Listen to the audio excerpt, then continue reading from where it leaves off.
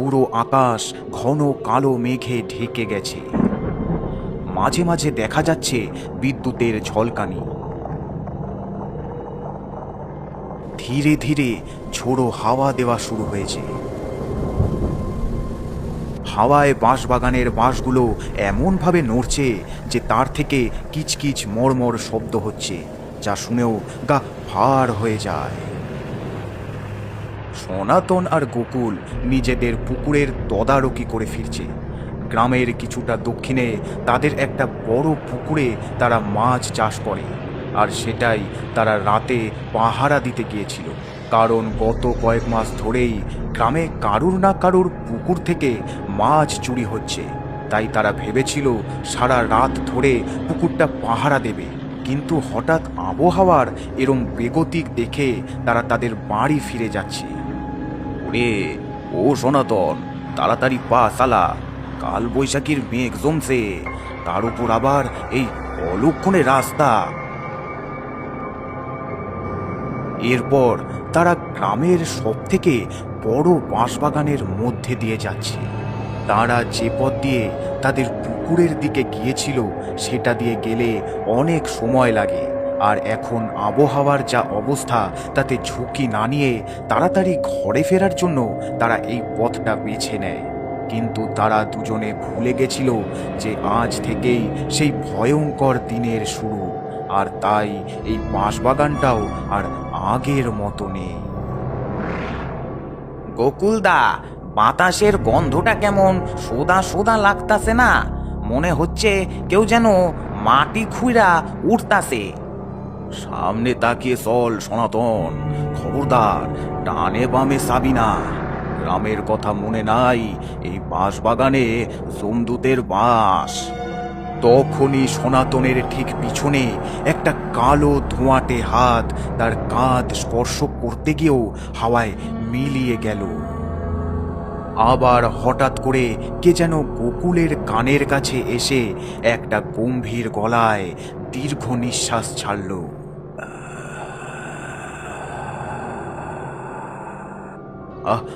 কে কে? গোকুলদা, গোকুলদা। দুজনেই ওপর দিকে তাকাতেই দেখে একটা ঘন কালো ছায়া বাঁশগুলোর উপর মাকড়সার মতন বেয়ে বেয়ে একটা লাফ দিয়ে কোথায় যেন হারিয়ে গেল। এই দৃশ্য দেখে তারা দুজনেই অত্যন্ত ভয় পেয়ে যায়। পালা রে সনাতন, পালা!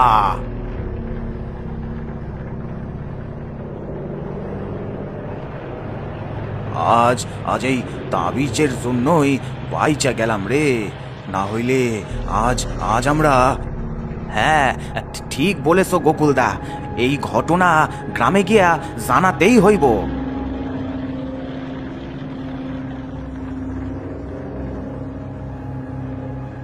ওই রাতেই গ্রামের আরেক দিকে এই গ্রামেরই এক বয়স্ক বাসিন্দা রহমত চাচা গ্রামে ঘুরে ঘুরে পাহারা দিচ্ছেন। রহমত চাচা আগে চাষ করতেন, কিন্তু এখন বয়সের জন্য সেই কাজ আর ঠিকমতো না পারায় গ্রামের পঞ্চায়েত থেকে ওনাকে রাতে গ্রামে পাহারার কাজ ঠিক করে দেওয়া হয়। তার জন্য তিনি সামান্য কিছু বেতনও পান।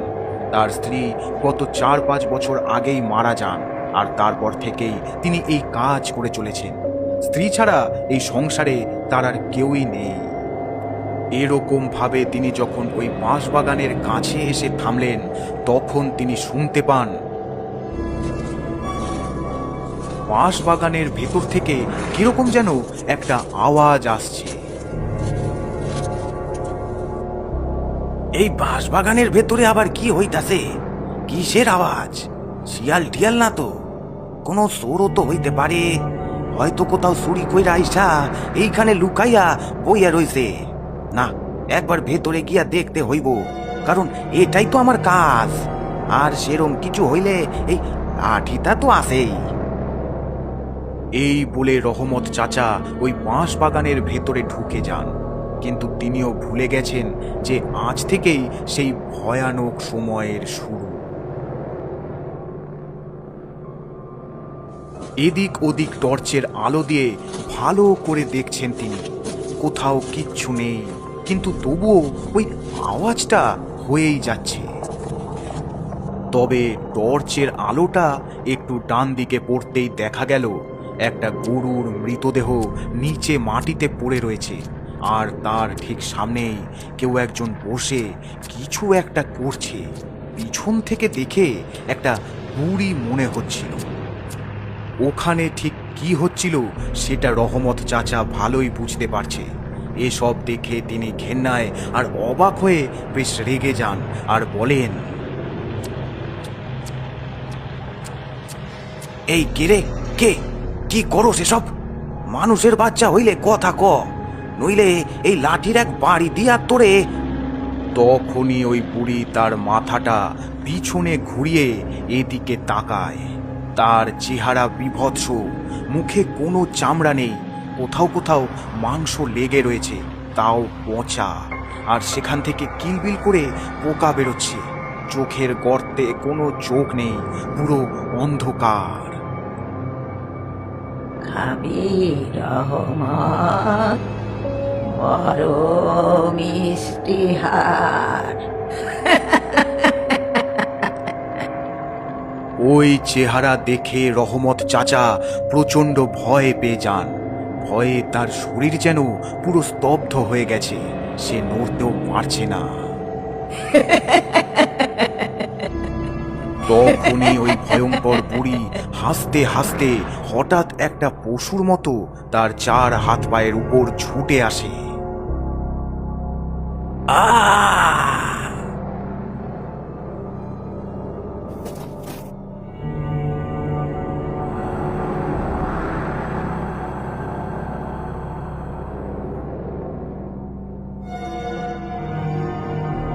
পরের দিন সকালে ওই স্থানে গ্রামের লোকের জটলা। নিচে মেঝেতে রহমত চাচার ক্ষতবিক্ষত মৃতদেহটা পড়ে আছে। তার কিছুটা দূরেই একটা গরুরও আধ খাওয়া মৃতদেহ পড়ে রয়েছে।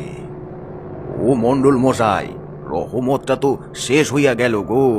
এমনকি আপনার গোয়ালের গরুটাও পর্যন্ত শেষ, শুধু চটচটে লাল রক্ত চারিদিকা ছিটাইয়া রইছে। চুপ কর, এইসব বলে আর অমঙ্গল ডেকে আনিস না। গোকুল, তুই তো কাল রাতে এদিক দিয়ে ফিরছিলি, কিছু দেখিস নাই? তখন গোকুল আগের দিন রাতের সব ঘটনা খুলে বলে।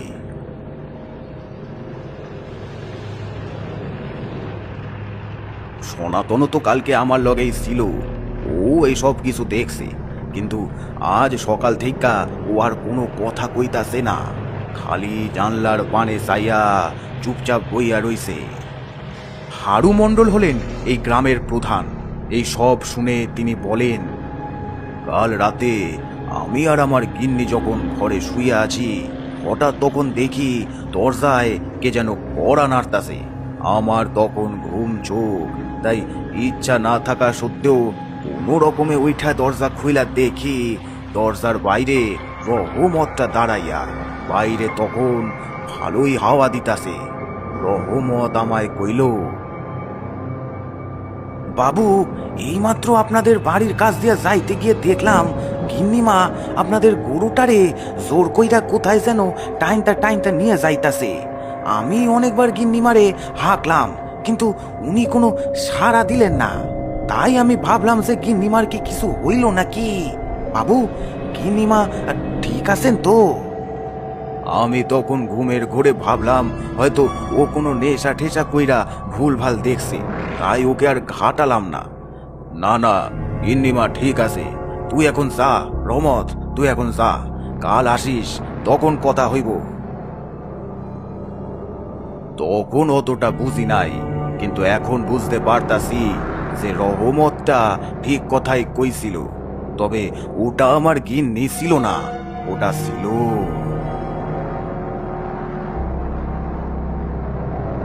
ওরে ওরে, আমায় মারিস নে, আমায় তোরা মারিস নে। বিশ্বাস কর বাপ, আমি কিচ্ছু করিনি। তুই তুই তো আমার ছেলের মতো। মারিস নে রে বাপ, মারিস নে। এই ডাইনি বুড়ির কথায় কেউ কান দিবি না। ওকে সবাই মিলে মারতে মারতে মেরে ফেল। এই নে। আহ! আহ! তোমরা তোমরা সবাই চলো চলো আমার লগে।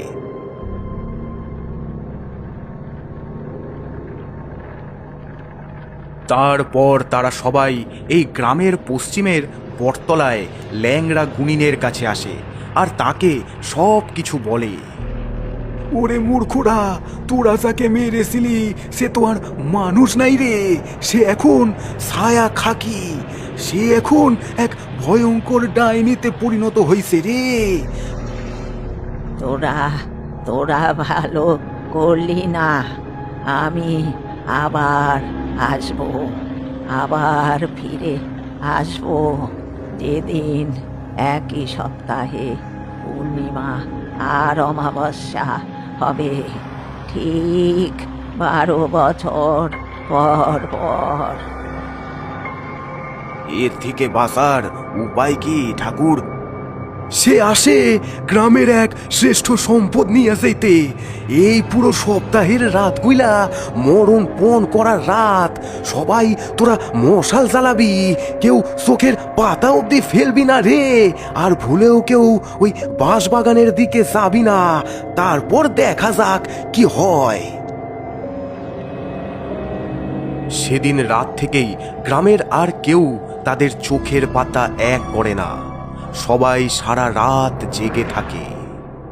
যদি কারুর বাইরে বেরোতেও হয় তবে সেও হাতে একটা মশাল জ্বালিয়ে নিয়ে বেরোয়। কিন্তু ওই দিন রাতেই হারু মণ্ডলের বাড়িতে দোতলায় তাদের শোয়ার ঘরের ভেতর বিছানায় হারু মণ্ডল আর তার স্ত্রী বিমলা দেবী জবু থবু হয়ে বসে আছে। ঘুমে চোখ বুজে এলেও তারা ঘুমোতে পারছে না। হারু মণ্ডলের একটা ছেলে আছে, তবে সে এখন শহরে ডাক্তারি নিয়ে পড়ছে। এই পুরো বাড়িতে হারু মণ্ডল ও তার স্ত্রী আরও 2-3 জন কাজের লোক ছাড়া আর কেউ নেই। ঘরের সব জানলা দরজাও ভালো করে বন্ধ করা আছে। হঠাৎ ঘরের একটা জানলার বাইরে থেকে কে যেন আঁচড় দিতে শুরু করলো।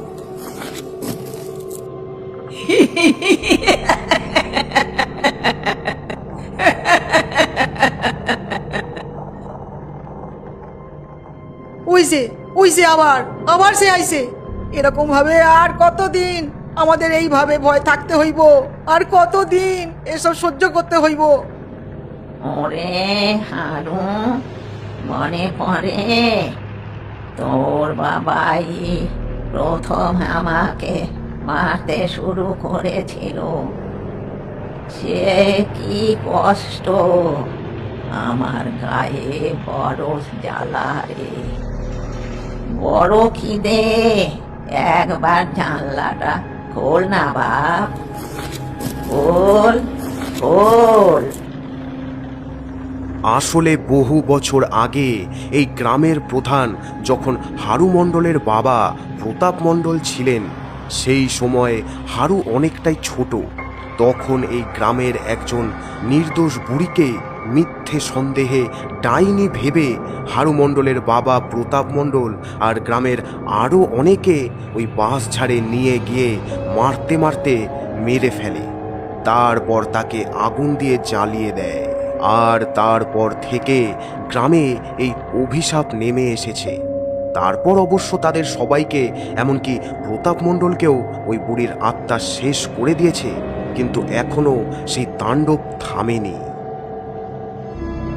তখনই জানলার ফাঁক দিয়ে একটা পচা গলা আঙুল ভেতরে ঢুকে আসে, যেন সে কোনোভাবে জানলা খোলার চেষ্টা করছে।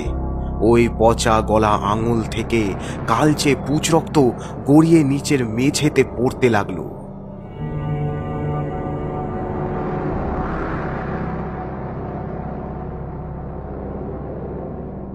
পরের দিন সকালে হারু মণ্ডলের বাড়ির উঠোনে গ্রামের কিছু লোকেরা জড়ো হয়েছে।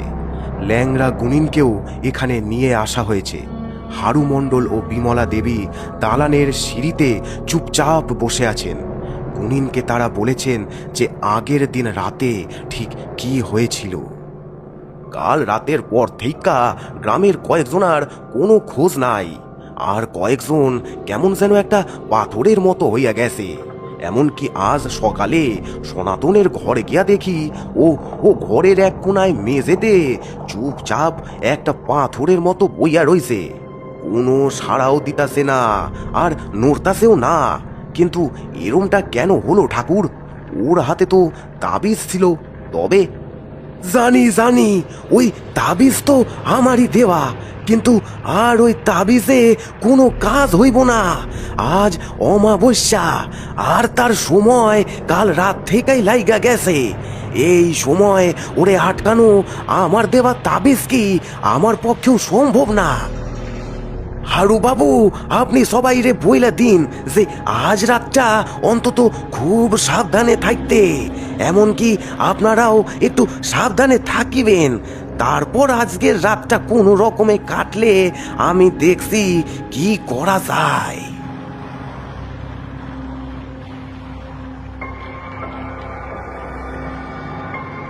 ওই দিন রাতে চারিদিকে অমাবস্যার ঘন কালো অন্ধকারে ঢাকা। সবাই তাদের ঘরের ভেতর ভয়ে লুকিয়ে বসে আছে।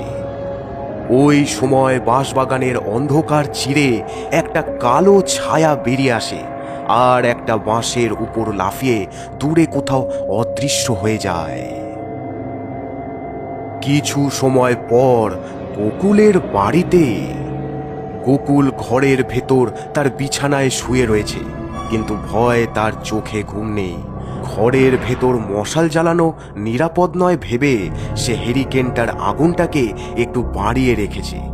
নিজের বউ আর ছোট্ট মেয়েটাকে সে তার শ্বশুরবাড়ি অর্থাৎ পাশের গায়ে বেলা থাকতেই রেখে দিয়ে এসেছে। রাত বেশ ভালোই। চুপচাপ অনেকক্ষণ শুয়ে বাইরের কুকুরের ডাক শুনছে গোকুল। তারপর বিছানা ছেড়ে উঠে জানলার ফাঁক দিয়ে দেখতে যায় যে বাইরে ঠিক কি হচ্ছে, কেন এত কুকুর সমানে জোরে জোরে ডাকছে। কিন্তু একটা বিষয় অনুভব করে সে থেমে যায়। তারপর পেছনে ঘুরে তাকায় আর দেখে তার ছায়াটা কিন্তু তার নকল করছে না, অর্থাৎ যেটা হওয়ার কথা সেটা হচ্ছে না। তার ছায়া কেমন যেন এক জায়গায় থেমে গেছে। তখনই ওই ছায়াটা এদিকে মাথা ঘোরায় আর আস্তে আস্তে তার মধ্যে থেকে সেই ভয়ঙ্কর বুড়ির মুখের অবয়ব বেরিয়ে আসতে থাকে। আ আ আ আ আ আ আ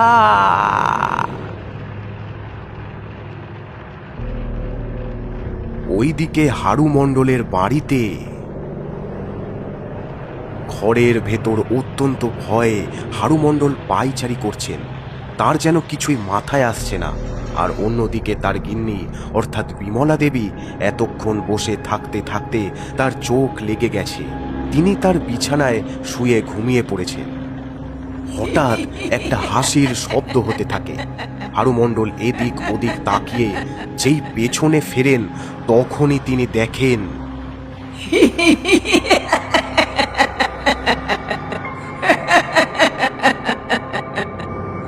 হাসিটা হাসছেন তার গিন্নি বিমলা দেবী। তারপর তিনি চোখ খোলেন আর এদিকে তাকান। তার চোখ যেন পুরো অন্ধকার কুয়োর মতো। আস্তে আস্তে তিনি উঠে বসেন আর জোরে জোরে হাসতে থাকেন। তখনই তার মুখটা পাল্টে ওই বুড়ির মুখ হয়ে যায়। এই দৃশ্য দেখে হারু মণ্ডল প্রচণ্ড ভয় পেয়ে যান। সাথে তিনি এটাও বুঝতে পারেন না যে তার গিন্নি কি করে। তাহলে তার গিন্নি কোথায়? সে কি আর বেঁচে নেই? এই ভাবতে ভাবতেই তিনি দেখেন তার গিন্নি ওখানেই শুয়ে আছেন, যেখানে শুয়েছিলেন, কিন্তু একটা ঘোরের মধ্যে। আর ওই ভয়ঙ্কর বুড়ি তার ছায়ার মাধ্যমে তার শরীর থেকে বেরিয়েছে এবং তিনি এখনো নিঃশ্বাস নিচ্ছেন। মানে ওই বুড়ি তার গিন্নিকে মেরে ফেলেনি, সে এখনো বেঁচে আছে। তখনই ওই বুড়ির আত্মা হট করে হারু মণ্ডলের ছায়ার কাছে গিয়ে দু হাত দিয়ে ছায়াটাকে ধরে একটা বড় হা করে মুখের ভেতর ঢুকিয়ে গিলে নেয়। আর সাথে সাথে হারু মণ্ডলের শরীর পুরো স্থির হয়ে যায়। তার চোখ দুটো সাদা ফ্যাকাশে হয়ে কিছুটা গর্তের বাইরে বেরিয়ে আসে। বোঝা যায় তিনি আর নেই, এখন তিনি একটা লাশে পরিণত হয়েছে।